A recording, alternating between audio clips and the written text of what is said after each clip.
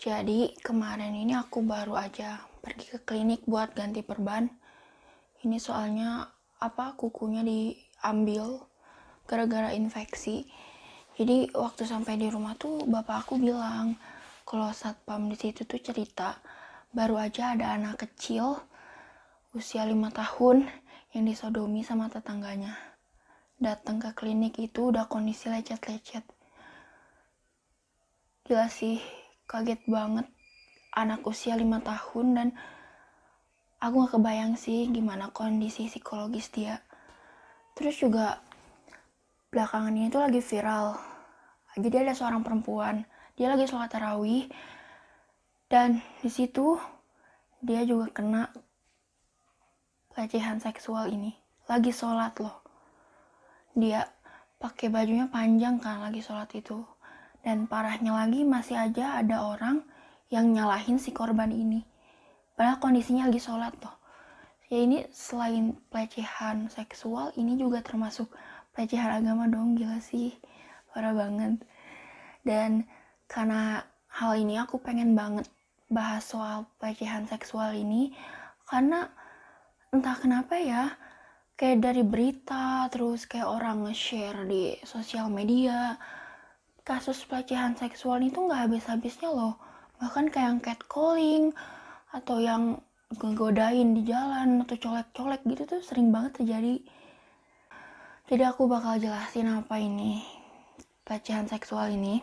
Pelecehan seksual adalah segala tindakan seksual yang tidak diinginkan, permintaan untuk melakukan perbuatan seksual, tindakan lisan atau fisik atau isyarat yang bersifat seksual, atau perilaku lain apapun yang bersifat seksual yang membuat seseorang merasa tersinggung, dipermalukan dan atau terintimidasi sehingga menciptakan lingkungan yang mengintimidasi, bermusuhan atau tidak sopan. Jadi kunci dari definisi pelecehan seksual ini adalah tidak diinginkan. Oke, jadi apa aja sih hal yang dapat dikategorikan sebagai pelecehan seksual ini? 1.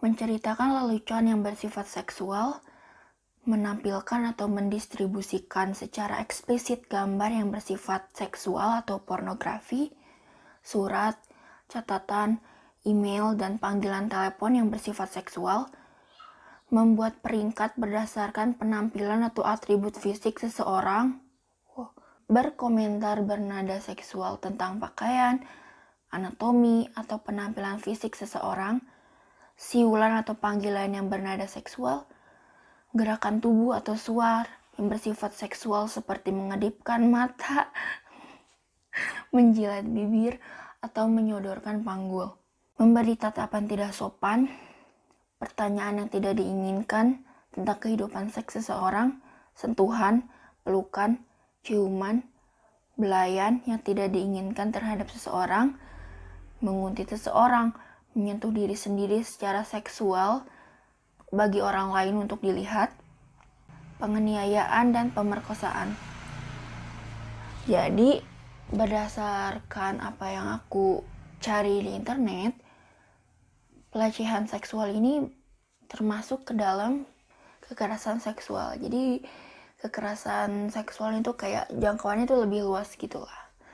Hampir dari kita semua ini tuh pernah jadi korban pelecehan seksual gak sih? Kayak misalnya di jalanan gitu, kayak ada orang, lebih tepatnya laki-laki ini, kayak "Neng, mau kemana?" atau cewek, kayak yang goda-goda gitu. Dan ternyata setelah aku beranjak dewasa, aku tuh baru tahu kalau hal itu tuh termasuk pelecehan seksual. Karena godaan kayak gitu tuh kita gak nyaman kan, dan ternyata itu termasuk pelecehan seksual. Oh ya, jadi waktu aku masih jadi atlet, kalau misalnya latihan di tempat umum yang bukan kolam renang KON itu, pasti ada aja orang yang ngeliatin aku sama teman-teman aku dari atas sampai bawah gitu, kayak dia liatin gini, atau enggak kayak mereka tuh kayak sambil senyum-senyum ngeliatin kita gitu loh, fokus ke kita. Karena emang sih pakaian yang kita pakai tuh emang kayak pendek-pendek gitu loh, kayak baju segini. Tapi karena memang itu tuh pakaian yang harus kita pakai. Dan tujuan kita juga bukan buat pengen pamer badan gitu. Aku pernah ngalamin satu hal ini. Jadi waktu itu tuh ada lomba gitu. Dan lombanya ini tuh satu tim gitu. Dimana kita ditempatin di satu penginapan yang sama.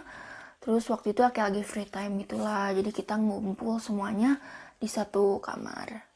Kita sambil ngobrol gitu. Terus tiba-tiba ada senior aku yang naro nih guling di paha aku, terus dia kayak tidur gitu loh. Terus aku kaget kan, kayak aku agak gak nyaman gitu mukanya. Satu senior aku yang lain cowok juga nanya, Maura kamu kenapa? Terus aku jawab aja gitu, enggak kok, nggak apa-apa, karena kondisi di situ aku gak nyaman, aku bingung, aku juga takut gitu, karena dia tuh senior aku, dan kalau aku ngomong apaan sih, aku gak nyaman, takutnya dia kayak apaan sih cuman gini doang gitu. Padahal setelah aku dewasa, aku baru sadar gitu, itu juga kayak termasuk pelecehan juga gitu buat diri aku, karena di situ aku gak nyaman dan aku gak mau gitu. Ya bayangin aja, walaupun itu dihalang pakai bantal, tapi ya dia he is laying down on my thigh. Oke, kita kembali ke soal pelecehan seksual ini. Kalau bicara soal korbannya tuh yang gak mandang bulu. Mau itu perempuan, laki-laki, anak-anak, bahkan orang dewasa sekalipun. Begitu pula dengan pelakunya. Dia bisa aja teman, sahabat, orang asing, saudara, bahkan orang tua kita sekalipun bisa melakukan pelecehan atau kekerasan seksual itu. Oke, kembali kita bahas ke orang yang dilecehin waktu lagi sholat ini. Jadi ada orang yang kayak nge-repost post di Instagram, dia berkomentar kayak gini. Ini aku liatnya dari Twitter sih. Mungkin mukenanya itu terlalu ketat, jadi mengundang syahwat laki-laki. Mukena zaman sekarang hanya dijadikan fashion aja sih. Mohon diingat juga buat para wanita kalau lagi sholat di tempat umum, sujudnya gak usah terlalu nungging. Jelas aja laki-laki yang melihat jadi gak tahan pengen megang. Lagi pula wanita kan memang tidak dianjurkan sholat di luar rumah. Kalau udah dilecehin, nangis-nangis. Padahal juga cuma dipegang doang. Ada aja kelakuan wanita akhir zaman. Mohon maaf, hanya sekedar mengingatkan aja, no debat, no baper. Lucu sih, kayak dari banyaknya cerita orang-orang di media sosial soal pengalaman dia yang jadi korban pelecehan seksual, banyak orang loh yang nyalahin si korban ini, yang malah menyudutkan si korban ini. Dan parahnya lagi tuh yang ngomong tuh sesama perempuan lagi gitu. Kayak di kasus ini ya, katanya mukenanya aja kali yang terlalu ketat, makanya kalau sholat tuh, kalau sujud jangan terlalu nungging. Terus kalau gini mau nyalahin siapa? Terus kita mau nyalahin Allah gitu, yang merancang gerakan ini sedemikian rupa. Gila loh, Tuhan kamu tentang gitu. Ya sujud kan memang gerakannya kayak gitu, emang pantat kita emang nungging. Yang disalahin di sini bukan orang yang beli mukenanya, bukan si korban, bukan si gerakan sholatnya ini. Yang salah ya di sini udah jelas-jelas dong si pelaku ini. Dan parahnya lagi, orang yang ngerekam video ini tuh malah ketawa-ketawa, dan dia laki-laki juga gitu. I don't get it. How they thinking about something? Aneh banget gitu. Yang salah tuh sebenarnya pelaku ini yang gak bisa ngendaliin hawa nafsu dia, yang penasaran ada apa sih di balik balutan pakaian si perempuan itu, ada apa sih. Jujur ya, kalau mau ngomongnya kasar, kalau kamu penasaran sama badan cewek tuh kamu mendingan nonton aja sekalian, atau OnlyFans yang jelas-jelas si pemiliknya tuh emang mau bikin konten tentang badan dia gitu, bukannya malah ngelecehin orang lain. Terus juga soal yang nyalahin korban, misalnya kayak, oh baju kamu tuh yang salah, kamu pakai bajunya terlalu pendek, tahu nggak? Mungkin memang iya, baju pendek tuh mengundang nafsu cowok laki-laki, tapi bukan berarti kamu pakai baju panjang, kamu pakai hijab, kamu pakai gamis, orang nggak akan ngelecehin kamu. Karena banyak kok kejadian yang bajunya panjang, loose gitu, malah dia kena pelecehan seksual loh. Bahkan aku pernah nonton satu konten di YouTube tentang baju-baju korban pelecehan seksual ini, dan kebanyakan dari baju-baju itu tuh yang panjang, sopan, loose, nggak ketat gitu. Jadi yang salah di sini siapa? Dan bagi orang-orang di luar sana yang selalu nyalahin korban, coba deh bayangin kamu itu ada di posisi korban, kamu itu ada di posisi dimana kamu tuh tersudut, ada orang lain yang berusaha untuk misalnya menyentuh badan kamu tuh pasti bingung mau ngapain, walaupun kamu tahu gitu ini tuh pelecehan, itu kekerasan seksual. Tapi begitu hal itu terjadi sama kamu tuh bakal bingung, kamu bakal nge-freeze. What should I do now? Kamu gak tahu, karena memang bakal seblank itu. Aku tahu hal ini karena memang aku pernah ngalaminnya, dan aku juga pernah baca cerita orang, atau aku juga pernah nonton film yang emang ada soal pelecehan seksual ini. Dan juga kalau misalnya bicara soal pelaku yang sampai ngelecehin anak kecil ini, I would say that he has mental issues. Dia punya penyakit mental tertentu mungkin, penyakit psikologis tertentu mungkin. Aku nggak tahu juga sih. Tapi ya kalau misalnya orang normal gitu, nggak mungkin dong kayak ngelecehin anak kecil gitu. Orang dewasa ngelecehin anak kecil tuh gila sih, nggak kebayang banget. Atau misalnya orang tua yang ngelecehin anaknya, parah banget.